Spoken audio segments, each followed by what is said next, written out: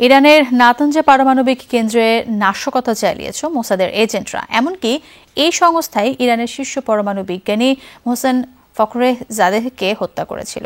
এক টিভি সাক্ষাৎকারে এসব বিস্ফোরক তথ্য দিয়েছেন ইসরায়েলি গোয়েন্দা সংস্থা মোসাদ এর সদ্য বিদায়ী প্রধান ইউস কোহেন।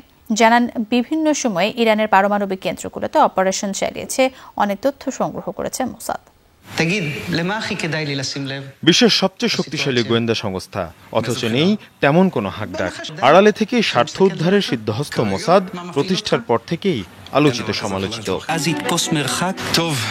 এবার অবশ্য ইসরায়েলের এই গোয়েন্দা সংস্থার বিভিন্ন অভিযানের কথা ফাঁস করলেন সংস্থাটিরই সদ্য সাবেক প্রধান ইয়োসি কোহেন। ইসরায়েলি গণমাধ্যম চ্যানেল 12কে দেয়া সাক্ষাৎকারে তুলে ধরেন ইরানে বিভিন্ন সময় চালানো অভিযানের কথা। নাতানজ পরমাণু স্থাপনা সম্পর্কে খুব ভালোভাবেই জানি আমি। এমনকি ওই স্থাপনার কোথায় সেন্ট্রিফিউজ রাখা আছে তার কাছেও যেতে পারবো। ইসরায়েলের বিরুদ্ধে নাতানজ সহ অন্যান্য পরমাণু কেন্দ্রে বিভিন্ন সময় নাশকতার অভিযোগ এনেছে ইরান। তবে সেসব ইস্যুতে কখনোই মুখ খোলেনি তেল আবিব কিংবা মোসাদ। তবে এবার মোসাদের সাবেক প্রধানের বয়ানে উঠে আসলো বিভিন্ন পরমাণু কেন্দ্রে অভিযানের বিষয়টি। নাতানজ পরমাণু কেন্দ্রের অপারেশনের পরিকল্পনা করতে 2 বছর সময় লেগেছিল। ওই কাজে অ্যাসাইন করা হয়েছিল 20 জন এজেন্টকে। তবে তারা কেউই ইসরায়েলের নাগরিক নন। এজেন্টরা আর্কাইভ রুমে প্রবেশ করে 30টি সিন্দুক ভেঙে নথিগুলো বের করেছিল। শুধু তাই নয়, ইরানের শীর্ষ পরমাণু বিজ্ঞানী মোহসেন ফখরেজাদে নিহত হওয়ার পেছনে যে মোসাদি দায়ী, সেটিও উঠে আসে কোহেনের বক্তব্যে।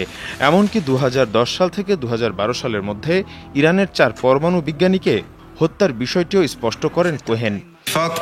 ওই বিজ্ঞানী দীর্ঘদিন ধরেই মোসাদের লক্ষ্যবস্তুতে পরিণত হয়েছিলেন, কারণ পরমাণু ইস্যুতে তার বৈজ্ঞানিক অগ্রগতি আমাদের জন্য উদ্বেগের কারণ হয়ে দাঁড়িয়েছিল। আর কেউ যদি ইসরায়েলের জন্য বিপজ্জনক হয়ে ওঠেন, তবে তাকে যে কোনো মূল্যে থামানোই মোসাদের দায়িত্ব। এর আগে মোসাদের অন্য কোনো শীর্ষ কর্মকর্তা এতটা খোলাখুলিভাবে সংস্থার গোপন বিষয় এভাবে প্রকাশ্যে আনেনি। কি কারণে ইরানের পরমাণু ইস্যুতে সব গোমর ফাঁস করলেন কোহেন, তাই নিয়ে উঠেছে প্রশ্ন। মুশফিকা হাসান, যমুনা নিউজ।